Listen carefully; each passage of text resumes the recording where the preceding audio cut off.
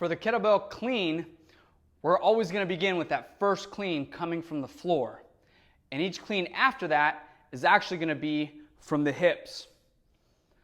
But to get us started, first thing we need to do is bring that kettlebell from the floor up to what we call the rack position. In this demonstration, we're just going to be using a single kettlebell and using a single arm. To begin this, I'm going to start with this kettlebell. I'm going to show you from the side so you understand how far away we're going to be from it. First, the most obvious thing is we want to be centered on the kettlebell.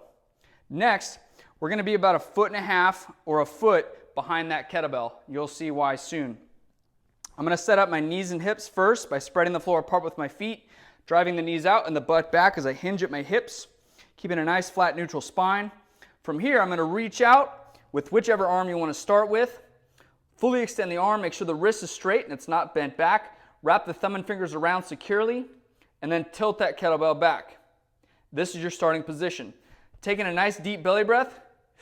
Next, you're going to swing that kettlebell powerfully behind the hips, and then as it's starting to swing forward, you're going to stand up, extending the knees and hips, and you're going to guide that kettlebell smoothly up to the rack position. It'll look like this.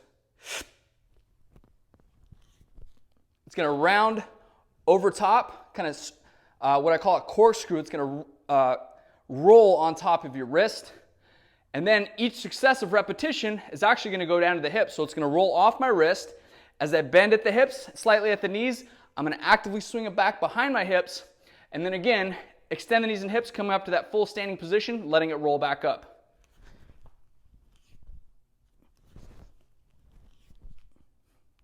Let's see that from the front.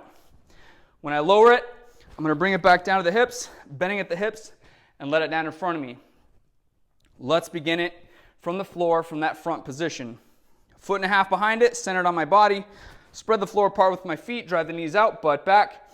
With a nice flat neutral spine, reach down, grab the center of that handle, tilt it back. From here, taking a nice deep belly breath, swing it back behind the hips, explode forward and up, let it roll onto the wrist. And where it sits up here is actually going to be a little triangle formed by your wrist, your elbow, and your shoulder. You got a lot of padding on your shoulder, where that shoulder meets the bicep, and a little bit of the chest actually. From the side shot, it'll look like this. Notice too that my wrist is straight. I don't have my wrist bent back like so. That's a no-go. Should sit nice and good in that pocket. When I come down for each successive clean, I'm going to let it roll off my wrist as I let it swing back. Notice how it stays close to my body.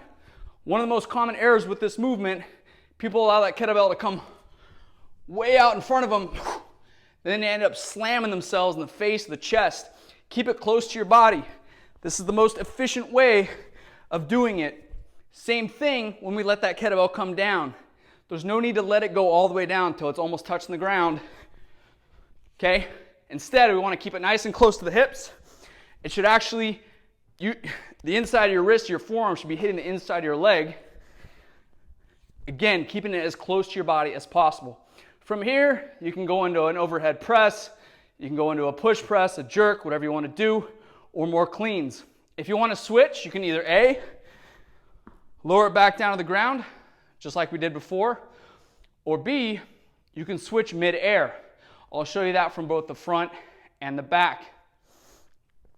Again, setting up from the floor, spread the floor apart, drive the knees out, butt back, grab the center of the handle, tilt it, belly breath, swing behind the hips, explode forward and up. Cleaning. From here, I'm going to switch. Mid-air, clean, boom, from the side. Hip hinge, swing it back, come forward. Notice I'm switching midway through. I'm just putting one hand over the other and switching which one's holding on. Round it up. When I'm done, let it round down, lower it to the ground. With kettlebells, it's all about being smooth. It's not like when we use barbells or dumbbells. They're a little more jerky, I like to call them, where there's a lot more ground and pound going on. With this, it's just smooth operator, okay? That's how you do the kettlebell clean, both from the floor and from the hips.